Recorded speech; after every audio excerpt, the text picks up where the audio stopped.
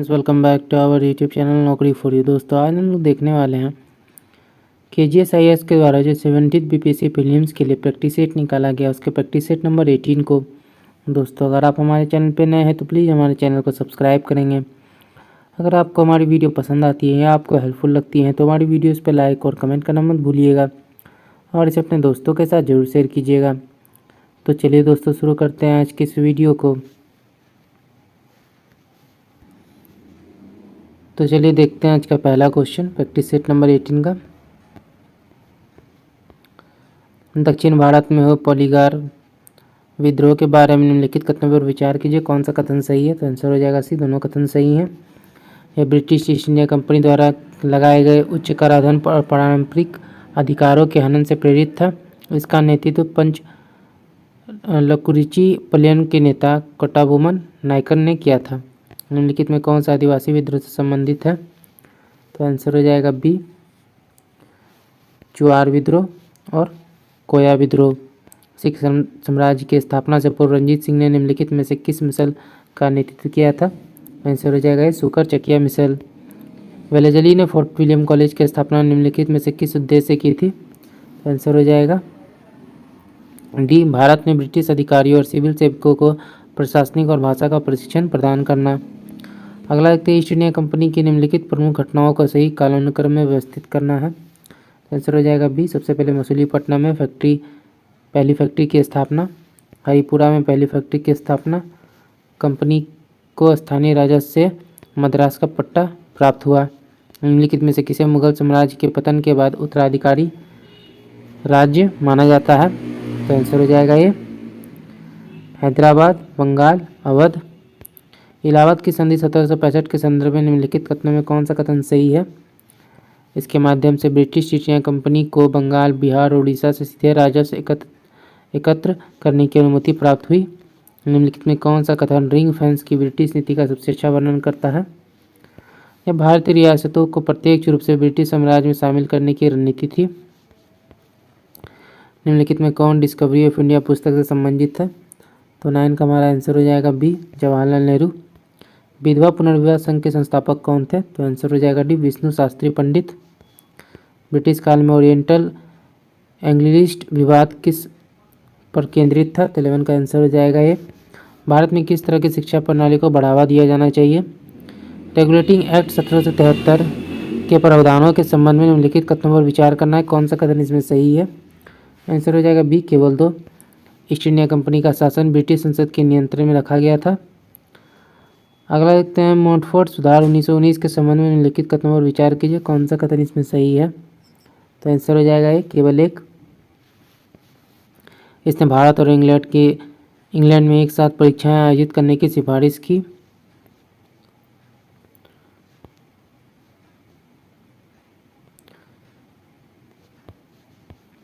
उन्नीस सौ 47 की माउंटबेटन योजना मुख्य रूप से निम्नलिखित में से किससे संबंधित थी। तो आंसर हो जाएगा 14 का बी, ब्रिटिश भारत को 2 स्वतंत्र प्रभुत्व में विभाजन। दोस्तों, यहाँ पर जो है मॉन्टेग्यू चैम्सफोर्ड होगा, तो मोंटफोर्ट सुधार इसमें दिया गया है। आंतरिक सरकार के संबंध में निम्नलिखित कथनों पर विचार कीजिए, कौन सा कथन इसमें गलत है। तो आंसर हो जाएगा डी, ना तो 1 ना ही 2, यानी दोनों कथन जो है सही हैं। जवाहरलाल नेहरू के नेतृत्व में आंतरिक सरकार की स्थापना की गई। इसमें भारतीय राष्ट्र कांग्रेस और मुस्लिम लीग दोनों के सदस्य जो है शामिल थे। देसाई लियाकत समझौते के बारे में निम्नलिखित कथनों पर विचार कीजिए, कौन सा कथन इसमें सही है। आंसर हो जाएगा ये, केवल 1।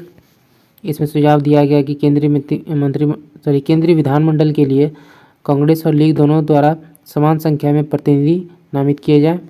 निम्नलिखित में कौन सी पुस्तक ज्योतिबा फूले से संबंधित है। तो आंसर हो जाएगा डी, तृतीय रत्न, ब्रह्मण्य कशाप और गुलामगिरी। राजगोपालाचारी फॉर्मूला के बारे में निम्नलिखित कथनों पर विचार कीजिए, कौन सा कथन सही है। तो आंसर हो जाएगा सी, 1 और 2। मुस्लिम कांग्रेस की स्थापना की मांग का समर्थन करेगी। मुस्लिम लीग एक अंतरिम सरकार बनाने में कांग्रेस का सहयोग करेगी। पाकिस्तान संकल्प को अपनाने के उपलक्ष्य में पाकिस्तान दिवस प्रतिवर्ष किस तारीख को मनाया जाता है। तो आंसर हो जाएगा बी, 23 मार्च। भारत राष्ट्र उदारवादी संघ का संस्थापक किसे माना जाता है। सुरेंद्रनाथ बनर्जी। धर्मसभा की स्थापना के समय इनका मुख्य उद्देश्य क्या था?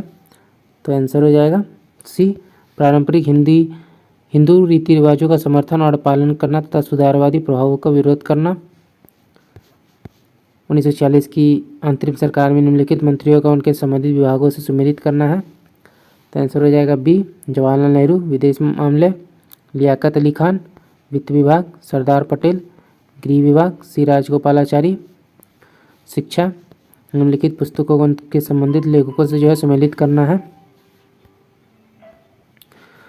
तो 23 में हमारा आंसर हो जाएगा B, civil rebellion in Indian mutinies B D. Savarkar, cause of the Indian revolt S N. Sen, the Indian war of independence S P. Chaudhary 1857, Syed Ahmad Khan.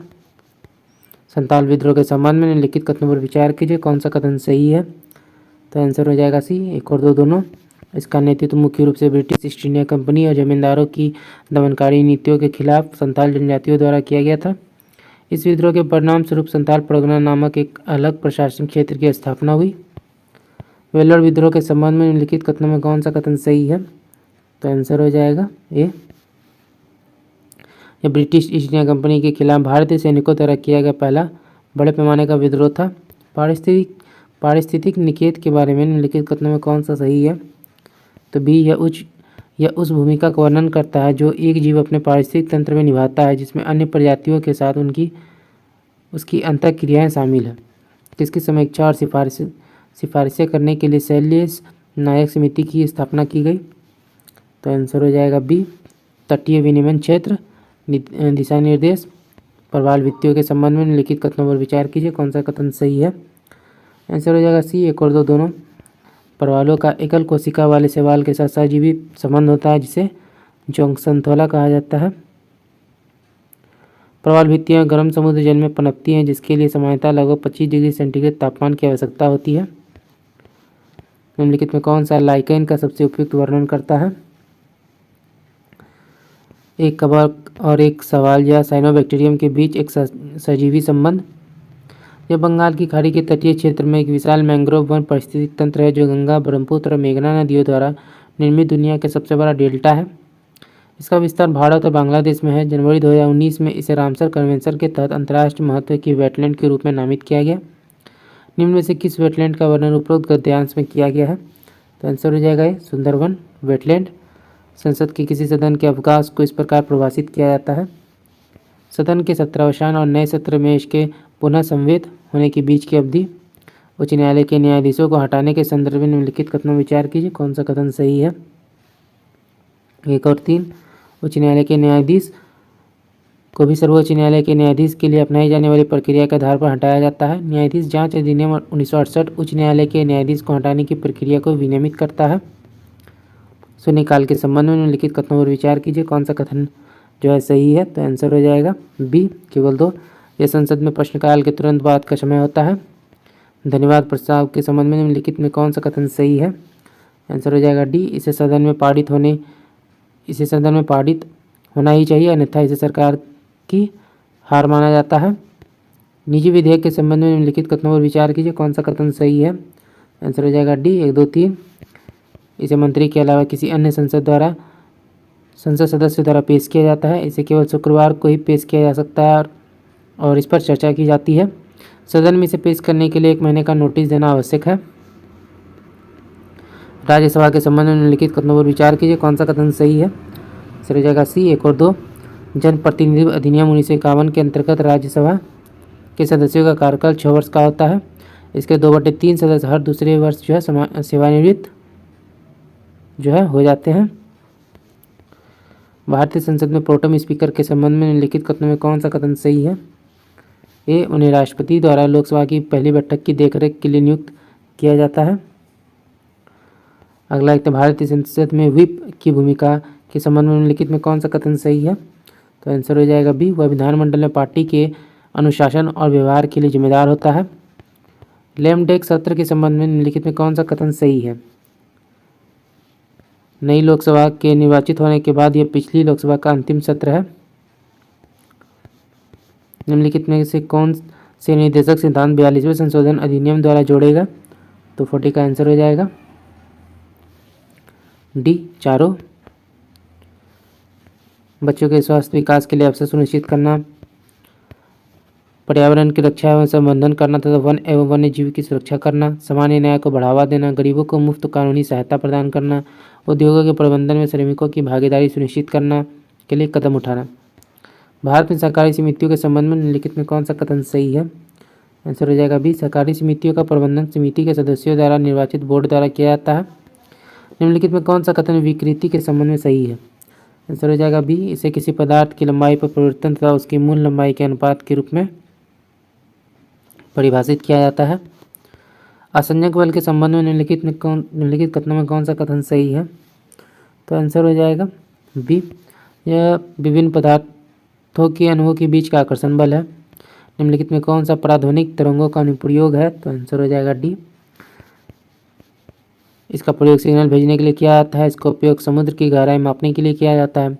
इसका उपयोग तरल पदार्थ को जीवाणु रहित करने में किया जाता है। इसका उपयोग अल्ट्रासोनोग्राफी में किया जाता है। निम्नलिखित में कौन सा कथन किसी तरंग की तरंग दैर्घ्य को सटीक रूप से प्रभावित करता है? ये दो क्रमागत शिखरों या गर्तों के बीच की दूरी है। होवर फास्ट के संबंध में निम्नलिखित कथनों पर विचार कीजिए, कौन सा कथन जो है सही है? तो आंसर हो जाएगा सी, एक और दो दोनों। यह वाष्प को सीधे ठोस में रूपांतरित करने की प्रक्रिया है। यह एक प्रकार का पंखनुमा पाला है जो विशिष्ट जलवायु परिस्थिति के परिणाम स्वरूप बनता है। निम्नलिखित में कौन सा कथन वाष्पीकरण की गुप्त ऊष्मा का सही वर्णन करता है? सी, यह ऊष्मा की वह मात्रा है जो किसी द्रव को उसके तापमान में परिवर्तन किए बिना उसके क्वथनांक पर गैस के बदलने के लिए आवश्यक होती है। निम्नलिखित में कौन से फोटो इलेक्ट्रिक सेल का अनुप्रयोग है? तो 48 का आंसर हो जाएगा डी, 1, 2 और 3। इसका उपयोग जो है स्वचालित दरवाजों में किया जाता है। इसका उपयोग स्वचालित स्ट्रीट लाइट स्विच में किया जाता है। इसका उपयोग फोटो इलेक्ट्रिक काउंटर में किया जाता है। निम्नलिखित में कौन सा कथन स्पेक्ट्रोमीटर के कार्य का सही वर्णन करता है? तो सी, यह किसी पदार्थ की संरचना का विश्लेषण करने के लिए प्रकाश की तरंगदैर्घ्य या आवृत्तियों को मापता है। प्रभाज्य आसमान के संबंध में निम्नलिखित कथनों में कौन सा कथन जो है सही है? यह एक ऐसी विधि है जिसका उपयोग विभिन्न क्वथनांक वाले तरल पदार्थों के मिश्रण को अलग करने के लिए किया जाता है। निम्नलिखित में कौन सा कथन ठोस फॉर्म का सटीक वर्णन करता है? यह एक प्रकार की सामग्री है जिसमें गैस के बुलबुले एक ठोस मैट्रिक्स में फैले होते हैं। अल्फा कण के संबंध में निम्नलिखित कथनों पर विचार करना, कौन सा सही है? तो आंसर हो जाएगा बी, केवल 2। यह परमाणु द्रव्यमान को 4 तथा परमाणु संख्या को 2 तक कम कर देता है। निम्नलिखित में कौन प्रोसोबायोपिया का सबसे उपयुक्त वर्णन करता है? बी, एक ऐसी स्थिति जिसमें आँख का लेंस अपनी लोच खो देता है, जिसके पास की वस्तुओं पर ध्यान केंद्रित करना मुश्किल हो जाता है। मोतियाबिंद के संबंध में निम्नलिखित कथनों पर विचार कीजिए, कौन सा कथन सही है? तो ए केवल है, किसकी इनकी विशेषता यह है कि आँख के लेंस पर धुंधलापन आ जाता है, जिसके कारण दृष्टि धुंधली हो जाती है। एनोड किरणों के संबंध में निम्नलिखित कथनों पर विचार कीजिए, कौन सा कथन गलत है? तो ना तो 1 ना ही 2, यानी दोनों कथन सही हैं। ये किरणें एनोड से उत्पन्न नहीं होती है। ये धनात्मक आवेशित कण होते हैं तथा उनका वेग कैथोड किरणों से कम होता है। निम्नलिखित में कौन सी नील बोर मॉडल की अवधारणा को सबसे बेहतर ढंग से समझाता है? तो बी, इलेक्ट्रॉन निश्चित ऊर्जा स्तरीय सेल में रहता है तथा घूमते समय उनकी ऊर्जा क्षीण नहीं होती है। गामा किरणों के संबंध में निम्नलिखित कथनों पर विचार कीजिए, कौन सा कथन सही है? केवल 2, उनके उत्सर्जन में वृद्धि आवर्त सारणी में नाभिक की स्थिति को प्रभावित नहीं करती है। जालक ऊर्जा के संबंध में निम्नलिखित कथनों में कौन सा कथन सही है? तो 58 का आंसर हो जाएगा। यह आयनिक यौगिक के मोल के निर्माण के दौरान उसके घटक आयनों से मुक्त होने वाले ऊर्जा की मात्रा है। निम्नलिखित में कौन सी अवधारणा ऑक्सीकरण प्रक्रिया में शामिल होती है? तो 59 का हमारा आंसर हो जाएगा डी, 1, 2, 3। विद्युत ऋणात्मक तत्व या समूह का योग, विद्युत धनात्मक तत्व या समूह को हटाना, हाइड्रोजन को हटाना। निम्नलिखित में कौन सा पदार्थ अपने द्रवीकरण गुण के लिए जाना जाता है? तो आंसर हो जाएगा 60 में सी, कैल्शियम क्लोराइड, CaCl2। निम्नलिखित में कौन सा कथन आवागाद्रो के गैस नियम का सबसे अच्छा वर्णन करता है? तो आंसर हो जाएगा बी, स्थिर तापमान और दबाव पर किसी गैस का आयतन मोलों की संख्या के सीधे अनुपातिक होता है। निम्नलिखित में कौन सा कथन प्रोटोप्लाज्म का सही वर्णन करता है? आंसर हो जाएगा सी, इसमें कोशिका द्रव्य और केंद्रक दोनों शामिल है। निम्नलिखित में कौन मेरिस्टेमेटिक ऊतक के कार्य का सबसे अच्छा वर्णन करती है। आंसर हो जाएगा सी, यह नए ऊतकों के निर्माण के लिए निरंतर कोशिका विभाजन से गुजरता है। निम्नलिखित में से किसे पादप हार्मोन माना जाता है? आंसर हो जाएगा डी, एथिलीन, एबिसिसिक एसिड, जिबरेलिन और ऑक्सीन। एविज वर्ग के संबंध में निम्नलिखित कथनों पर विचार कीजिए, कौन सा कथन सही है? तो सी, 1 और 2 दोनों। इस समूह के जानवर गर्म रक्त वाले होते हैं, वे अपने फेफड़ों के माध्यम से श्वास लेते हैं। निम्नलिखित में कौन से वर्टिबल कॉलम का कार्य है? तो आंसर हो जाएगा डी, तीनों। यह गर्दन और शरीर को आधार प्रदान करता है। यह मनुष्य को खड़े होने, चलने आदि में सहायता करता है। यह रीढ़ की हड्डी को सुरक्षा प्रदान करता है। लैक्टोजेनिक हार्मोन के संबंध में निम्नलिखित में कौन सा कथन सही है? यह स्तन ग्रंथियों में दूध उत्पादन को उत्तेजित करता है। निकोलो डी कॉन्टी के दौड़ के समय विजयनगर के शासक कौन थे? देवराय प्रथम। वातापी के चालुक्य वंश के संस्थापक कौन थे? जयसिंह, जयसिम्हा। निम्नलिखित में कौन त्रिपक्षीय संघर्ष से जुड़ा हुआ है? तो आंसर हो जाएगा बी, गुर्जर प्रतिहार, राष्ट्रकूट और पाल। ब्रह्मांड के बारे में निम्नलिखित कथनों पर विचार कीजिए, कौन सा कथन सही है? तो सी, दोनों कथन। ब्रह्मांड में अरबों आकाशगंगाएं, तारे, ग्रह और अन्य खगोलीय पिंड है। हमारे सौरमंडल के सबसे नज़दीक आकाशगंगा एंड्रोमेडा है। सूर्य के बारे में निम्नलिखित में कौन सा कथन जो है गलत है? तो डी, सूर्य से पृथ्वी तक पहुंचने में प्रकाश को लगभग 6 मिनट और 20 सेकंड लगते हैं, ये कथन गलत है। निम्नलिखित कथनों पर विचार कीजिए, कौन सा कथन जो है सूर्य की किस परत का वर्णन किया गया है ऊपर में? तो आंसर हो जाएगा सी, कोरोना का। यह सूर्य की सबसे भ्रामी परत है। इसे पूर्ण सूर्य ग्रहण के अलावा नंगी आंखों से भी नहीं देखा जा सकता है। तारों के तापमान के बारे में निम्नलिखित कथनों पर विचार कीजिए, कौन सा कथन गलत है? तो सी, 1 और 2 दोनों जो है गलत है।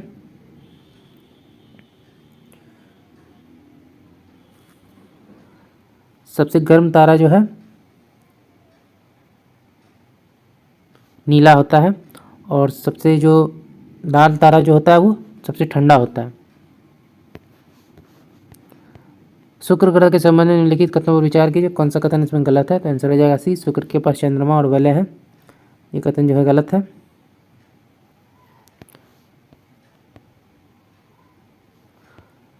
जब सूर्य पृथ्वी से निकटतम दूरी पर होती है तो इस स्थिति को क्या कहते हैं? तो 26 में हमारा आंसर हो जाएगा ए, पेरिहेलियन। निम्नलिखित में से किस तारीख को पृथ्वी पर दिन और रात बराबर होती है? 21 मार्च और 23 सितंबर। सूर्य ग्रहण के संदर्भ में निम्नलिखित कथनों पर विचार कीजिए, कौन सा कथन सही है? बी, 1 और 2 दोनों। सूर्य ग्रहण तब होता है जब चंद्रमा सूर्य और पृथ्वी के बीच आ जाता है। अम्बरा पूर्ण छाया वाला क्षेत्र है जो पूर्ण सूर्य ग्रहण दिखाए जहाँ जो है पूर्ण सूर्य ग्रहण दिखाई देता है। चंद्र ग्रहण के संबंध में निम्नलिखित कथनों पर विचार करना है, कौन सा कथन सही है? आंसर हो जाएगा सी, 2 और 3।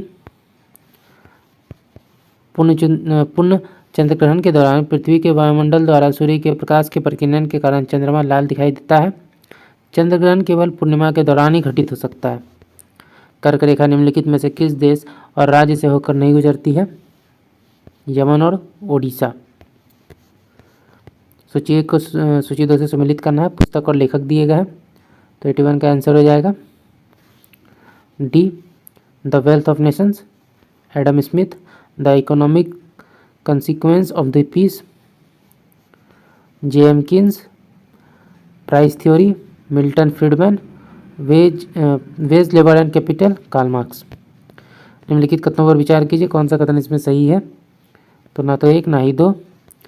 सकल घरेलू उत्पाद जीडीपी के संदर्भ में निम्नलिखित कथनों पर विचार कीजिए, कौन सा कथन सही है? तो सी, 1 और 3। जीडीपी की गणना जो है व्यय विधि, आय विधि या उत्पादन विधि का उपयोग करके की जा सकती है। वास्तविक जीडीपी तक पहुंचने के लिए सांकेतिक जीडीपी को मुद्रास्फीति के लिए समायोजित किया जाता है, जिससे आर्थिक विकास का अधिक सटीक माप प्राप्त होता है। निम्नलिखित में कौन सा शब्द जो है राष्ट्रीय आय का सर्वाधिक उपयुक्त वर्णन करता है?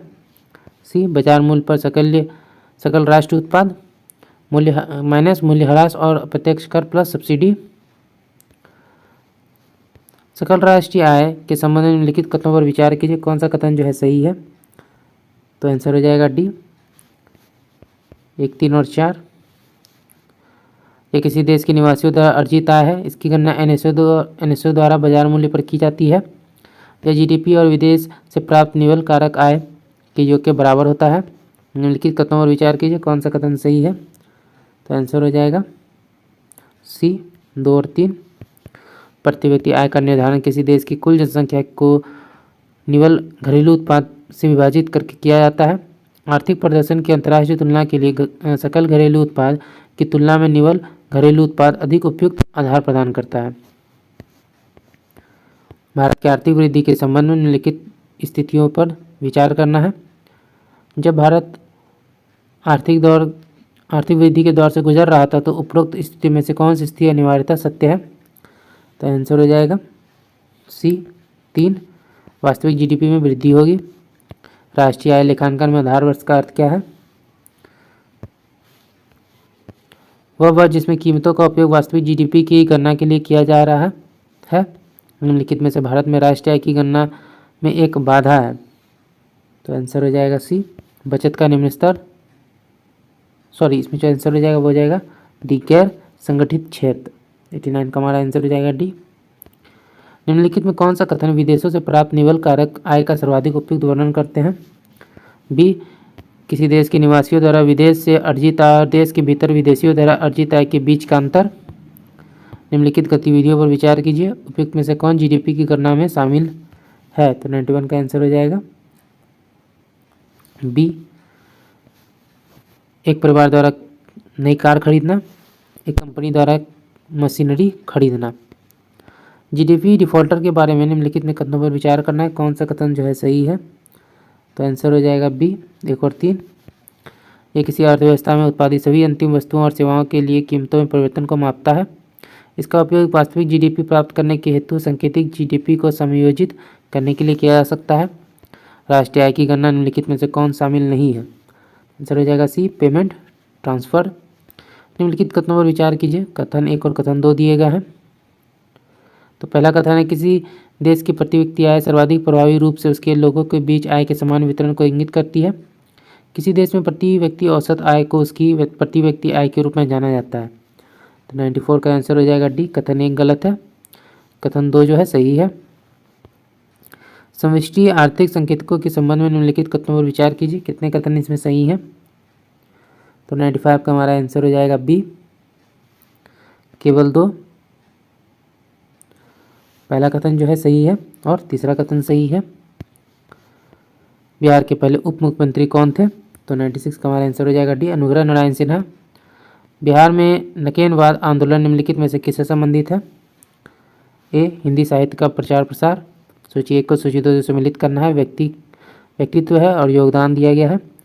तो 98 का आंसर हो जाएगा सी डॉक्टर वशिष्ठ नारायण सिंह। गणितज्ञ, विद्यापति, भूपरिक्रमण, रामवृक्ष वैनीपुरी, नेत्रदान, देवकीनंदन खत्री, चंद्रकांता।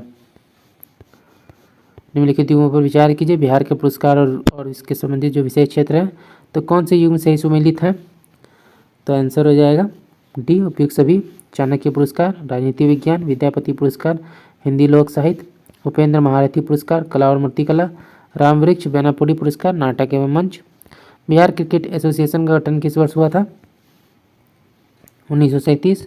बिहार राज्य आपदा प्रबंधन प्राधिकरण का गठन किस वर्ष किया गया। 2007 में। बिहार के अधिकतम जिले किस भूकंपीय क्षेत्र में आते हैं। तो आंसर हो जाएगा बी भूकंपीय क्षेत्र 4। जड़ासन अखाड़ा बिहार के किस स्थान पर स्थित है। राजगीर। सिंहेश्वर स्थान मंदिर बिहार के किस जिले में स्थित है। मधेपुरा। केकई और ऋतुवंश किस भाषा में लिखे गए थे। भोजपुरी। बिहार में प्रसिद्ध पपड़िया नृत्य किस अवसर पर गाया जाता है। बच्चे का जन्म। निम्नलिखित में कौन बिहार में ग्राम सभा की बैठक के लिए कोरम का सही वर्णन करता है। ग्राम सभा के कुल सदस्यों का 20वां हिस्सा। बिहार में पंचायती राज का पहला अधिनियम किस वर्ष पारित किया गया था। 1947।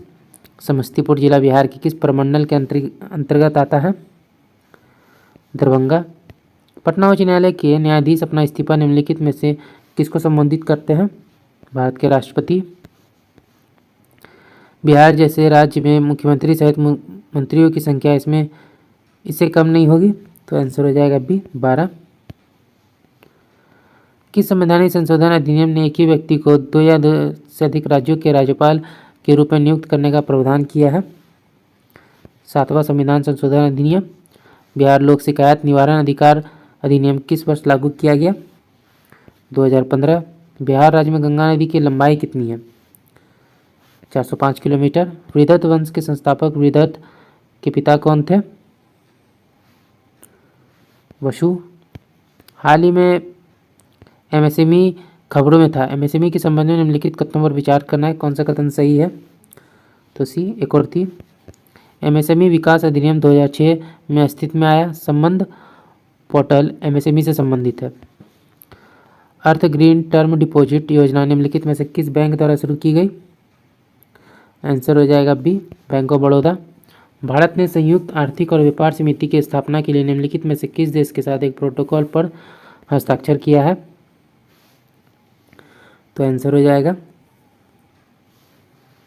डोमिनियन गणराज्य। निम्नलिखित में कौन सा राज्य जो है मध्य प्रदेश में निम्नलिखित में कौन से मध्य प्रदेश में वायुमंडलीय अनुसंधान परीक्षण केंद्र की स्थापना के लिए सबसे प्रासंगिक कारण है? तो 119 का जो हमारा आंसर है वो हो जाएगा सी 2 और 3। ये क्षेत्र प्रमुख वर्षादायक समकालिक प्रणालियों के मार्ग में स्थित है। यह क्षेत्र प्रदूषण और मानवीय गतिविधियों से मुक्त है। हाल ही में भारत की पहली पाम ऑयल प्रसंस्करण मिल निम्नलिखित में से किस राज्य में स्थापित की गई? अरुणाचल प्रदेश। हाल ही में विशेषज्ञों ने कहा कि ग्रीन हाउस गैसों के प्रभाव को कम करने के लिए कार्बन पृथक्करण एक व्यवहार विकल्प। इस संदर्भ में कार्बन पृथक्करण के संबंध में निम्नलिखित कथनों पर विचार करना है, कौन सा कथन सही है? तो सी और 1 और 2। यह वायुमंडल में कार्बन डाइऑक्साइड को हटाने की एक प्रक्रिया है। जब कार्बन को प्राकृतिक वातावरण में संग्रहित किया जाता है तो उसके जैविक कार्बन पृथक्करण कहा जाता है। निम्नलिखित में से किस गायक को 2024 के लिए संगीत अकादमी की संगीत कलानिधि पुरस्कार के लिए चुना गया है? तो आंसर हो जाएगा सी टीएम कृष्णा। निम्नलिखित में कौन सरकार के पूंजीगत व्यय के अंतर्गत नहीं आता है? सरकारी कर्मचारियों के वेतन देना, मौजूदा ऋणों पर ब्याज भुगतान। लमितीय 2024 सेना अभ्यास भारतीय सेना और निम्नलिखित में से किस रक्षा बल के बीच जो है आयोजित की गई? आंसर हो जाएगा सेशल्स रक्षा बल। निम्नलिखित कथनों पर विचार करना है, कौन सा कथन इसमें सही है? आंसर हो जाएगा बी 2 और 3। बिहार के मौसम बिहार ऐप के मौसम पूर्वानुमान मॉडल को भारत सरकार अपनाएगी। उसके बाद जो है मौसम बिहार ऐप मौसम पूर्वानुमान के बारे में 5 दिन पहले ही जो है जानकारी देती है। निम्नलिखित दिगों को सम्मिलित करना है। सी श्री विंदेश्वर पाठक। चिकित्सा श्री चंदेश्वर प्रसाद ठाकुर। कला श्री राम कुमार मल्लिक। सामाजिक कार्य श्री सुरेंद्र किशोर। साहित्य और शिक्षा। हाल ही में गोल्डन लंगूर की जनसंख्या का आकलन किया गया। इस संदर्भ में गोल्डन लंगूर के बारे में निम्नलिखित कथनों पर विचार करना है, कौन सा कथन इसमें सही है? आंसर हो जाएगा सी दोनों कथन सही हैं। गोल्डन लंगूर भारत और बांग्लादेश में स्थनिक प्रजाति है। इसको जो है IUCN दर्जा जो है मिला है लुप्तप्राय का। निम्नलिखित कथनों पर विचार करना है, कौन सा कथन इसमें जो है सही है? तो आंसर हो जाएगा बी 1 और 3। छठे खेलो इंडिया यूथ गेम्स 2024 का आयोजन तमिलनाडु में किया गया। बिहार के दुर्गा सिंह ने 1500 मीटर दौड़ में स्वर्ण पदक जीता है। निम्नलिखित बिंदुओं पर विचार कीजिए, कौन सा कथन इसमें सही है? तो इसमें हमारा आंसर हो जाएगा बी। बाजरा जो है टंकुप्पा गया। जर्दालू आम साकुंड भागलपुर। सब्जियां चंडी नालंदा। निम्नलिखित कथनों पर विचार करना है, कौन सा कथन इसमें सही है? तो आंसर हो जाएगा सी 1, 3 और 4। निम्नलिखित तालिका पर विचार कीजिए, इसको मिलाना है तो 131 का आंसर हो जाएगा सी। जेंजना NICR और PGE ब्लॉक औरंगाबाद गया। चुटिया नौहट्टा ग्लेकोनाइट ब्लॉक रोहतास। पिपराडी भुड़वा ग्लेकोनाइट ब्लॉक रोहतास। निम्नलिखित कथनों पर विचार कीजिए, कौन सा कथन इसमें सही है? तो उपयुक्त सभी। बिहार में जेंडर बजट के संबंध में निम्नलिखित कथनों पर विचार करना है, कौन सा कथन इसमें सही है? तो बी 1 और 2।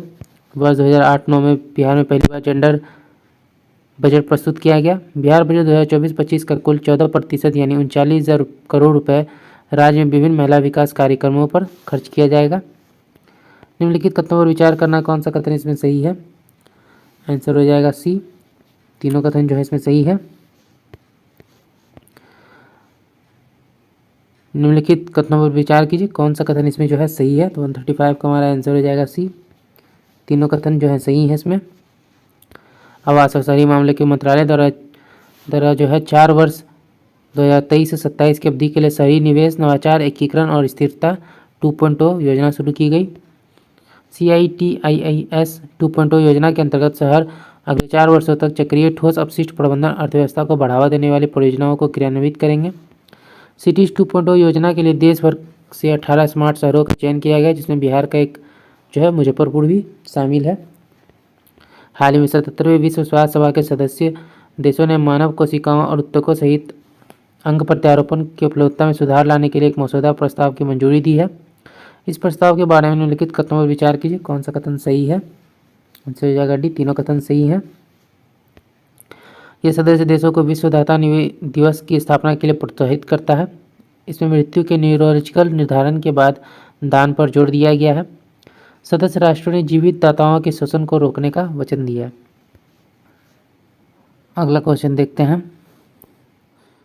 टेमिसेट पेटेरिस और ओब्लांसेट के बारे में निम्नलिखित कथनों पर विचार करना है, कौन सा कथन सही है? तो डी 1 और 3। इसमें किसी भी अन्य जीवित जीव की तुलना में सबसे बड़ा जीनोम है। वह मुख्य रूप से न्यू कैलेडोनिया और प्रशांत महासागर में कुछ निकटवर्ती द्वीपों में पाए जाते हैं।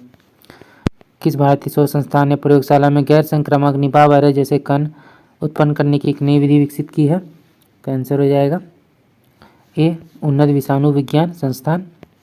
सूची 1 को सूची 2 से सम्मिलित करना है, तो 139 का हमारा आंसर हो जाएगा सी, कोया आंध्र प्रदेश, पिनियन तमिलनाडु, मिलीमिस लक्षद्वीप, इदुमिस्मी अरुणाचल प्रदेश। PIHA एक स्वास्थ्य निगरानी परियोजना है जो कभी कभी समाचारों में दिखाई देती है, की घोषणा किसके द्वारा की गई? तो आंसर हो जाएगा ये, वैज्ञानिक एवं औद्योगिक अनुसंधान परिषद CSIR।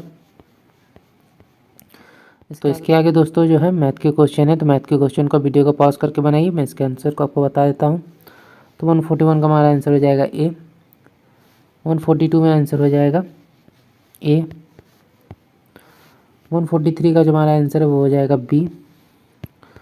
144 में जो हमारा आंसर है वो हो जाएगा सी। 145 में जो आंसर है वो हो जाएगा सी। 146 में जो हमारा आंसर है वो हो जाएगा ए। 147 में जो हमारा आंसर है वो हो जाएगा डी। 148 में जो आंसर है वो हो जाएगा डी। 149 में जो हमारा आंसर है वो हो जाएगा डी। और 150 यानी लास्ट में हमारा आंसर हो जाएगा सी। तो दोस्तों आज का वीडियो यहीं तक। आशा करता हूँ ये वीडियो आपको पसंद आया होगा। अगर आपने वीडियो को यहाँ तक देखा और अभी तक हमारे चैनल को सब्सक्राइब नहीं किया है तो प्लीज़ हमारे चैनल को सब्सक्राइब करेंगे। अगर आपको हमारी वीडियो पसंद आती है या आपको हेल्पफुल लगती है तो इसे अपने दोस्तों के साथ भी जरूर शेयर कीजिएगा। हमारी वीडियोस पर लाइक और कमेंट करना मत भूलिएगा। तो चलिए दोस्तों फिर मिलते हैं एक मज़ेदार वीडियो के साथ। जय हिंद।